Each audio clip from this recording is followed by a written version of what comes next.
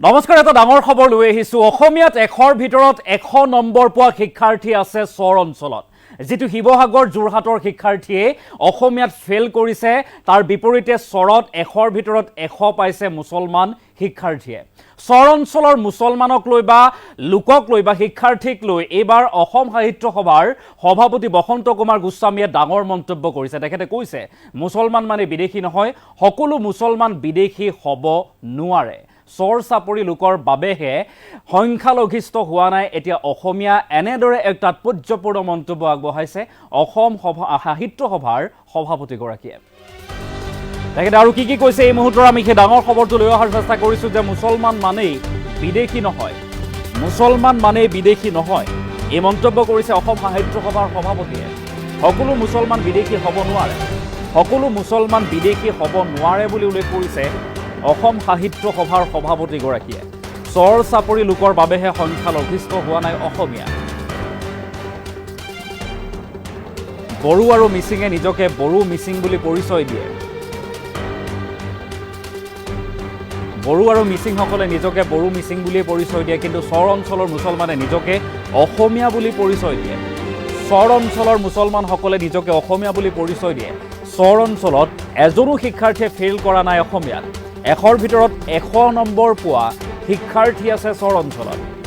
অসমীয়া ভাষাত বা অসমীয়া পেপাৰত 100ৰ ভিতৰত 100 পোৱা শিক্ষাৰ্থী আছে, কিন্তু শিৱসাগৰ বা যোৰহাটত অসমীয়া বিষয়ত ফেইল কৰা শিক্ষাৰ্থী বেছি।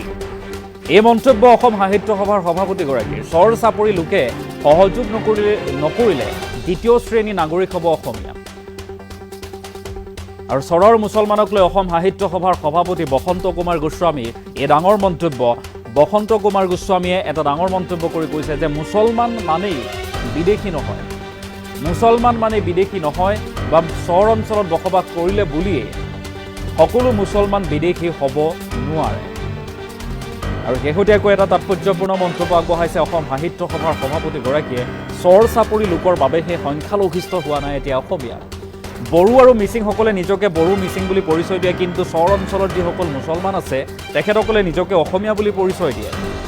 আৰু এক প্ৰকাৰ অসম সাহিত্য সভাৰ সভাপতিগৰাকীয়ে কৈছে যে চৰ অঞ্চলৰ মুছলমানসকলে যদি নিজকে অসমীয়া বুলি পৰিচয় নিদিয়ে, তেতিয়া দ্বিতীয় শ্ৰেণী নাগৰিকত পৰিণত হ'ব অসমীয়া জাতি। আৰু ইফালে চৰ অঞ্চলত এজনো শিক্ষাৰ্থীয়ে অসমীয়া বিষয়ত ফেইল কৰা নাই। 100ৰ ভিতৰত 100 নম্বৰ পোৱাৰো শিক্ষাৰ্থী আছে অসমীয়াত চৰ অঞ্চলৰ। কিন্তু তাৰ বিপৰীতে উজনি অসমৰ বিশেষকৈ শিৱসাগৰ হওক, যোৰহাট হওক ইত্যাদি অঞ্চলত অসমীয়া বিষয়তে ফেইল কৰা শিক্ষাৰ্থী বেছি। এনেদৰে এক তাৎপৰ্যপূৰ্ণ মন্তব্য আগবঢ়াইছে শেহতীয়াকৈ অসম সাহিত্য সভাৰ সভাপতি বসন্ত কুমাৰ গোস্বামীয়ে। এই মুহূৰ্তত আমি সেই মন্তব্যটো শুনোৱাৰ চেষ্টা কৰিম। আচলতে চৰ অঞ্চলৰ মুছলমানক লৈ শেহতীয়াকৈ অসম সাহিত্য সভাৰ সভাপতিগৰাকীয়ে কি কৈছে সেই মন্তব্য আগবঢ়াইছোঁ। আৰু এটা কথা, অঞ্চলত কোনো অসমীয়াত ফেইল কৰা ল'ৰা ছোৱালী এটাও নাই।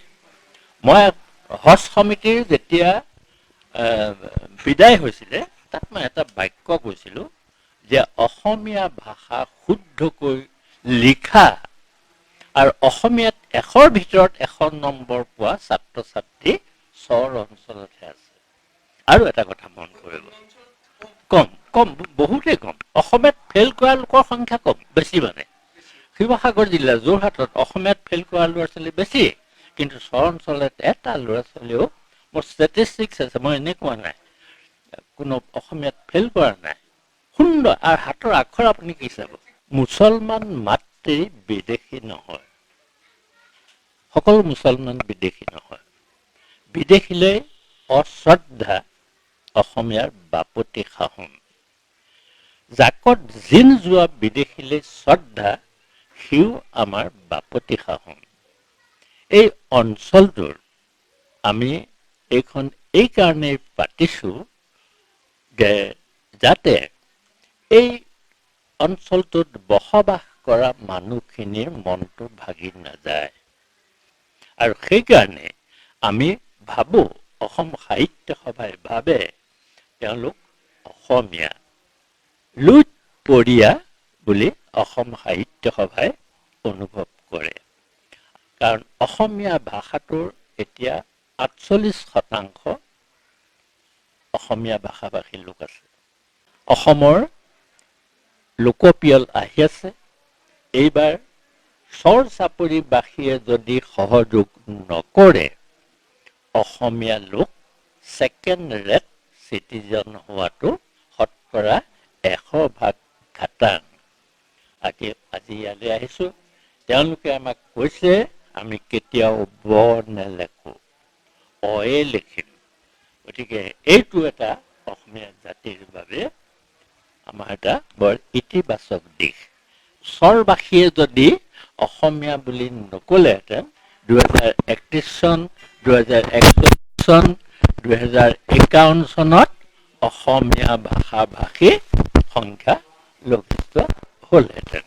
অহা যিটো চেঞ্চাছ, সেইটো হৈছে আমাৰ মূল লক্ষ্য। আজি ইয়ালৈ আমি আহিছোঁ, আমি আশা কৰিছোঁ ইয়াৰ সকলোৱে কেতিয়াও ব নেলেখে, তেওঁলোকে অসমীয়া ভাষা বুলি নিজৰ পৰিচয় দিব। আমাৰ লক্ষ্যটো হ'ল আমি যাতে কোনো অসমীয়া জাতিটো যাতে ছেকেণ্ড ৰেট চিটিজেন হ'বলৈ নাযায়। বড়ো জনগোষ্ঠীয়ে তেওঁলোকে কেতিয়াও অসমীয়া বুলি নকয়, বড়োৱে ক'ব, নহয় মিচিঙে মিচিং বুলি ক'ব। এই চৰবাসীয়েহে অসমীয়া বুলি ক'ব। যিখিনি চৰ অঞ্চল আছে, তেওঁলোকৰ 100খন স্কুল আছে, মোৰ ইয়াতে সোমাই আছে, কোনেও স্কুলত কোনো ফেইল কৰা নাই। আচৰিত কথা। চৰ অঞ্চলত মই বিভিন্ন চৰত গৈছোঁ, চৰ অঞ্চলত কোনো অসমীয়াত ফেইল কৰা ল'ৰা ছোৱালী এটাও নাই।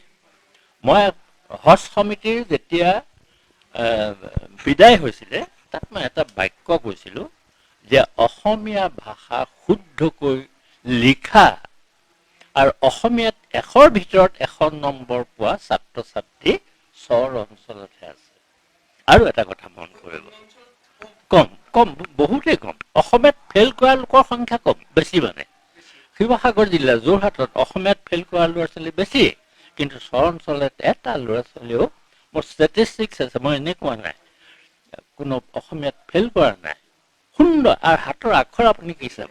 গতিকে অসম সাহিত্য সভাই এই গোটেই অসমখনৰ জাতি জনজাতি চৰ চাপৰি অঞ্চলৰ লুইত পৰিয়া যিসকল অসমীয়া যিসকল, এইসকলক লৈ সমন্বয় সাধন কৰিবৰ কাৰণে আমি এটা চেষ্টা কৰিছোঁ।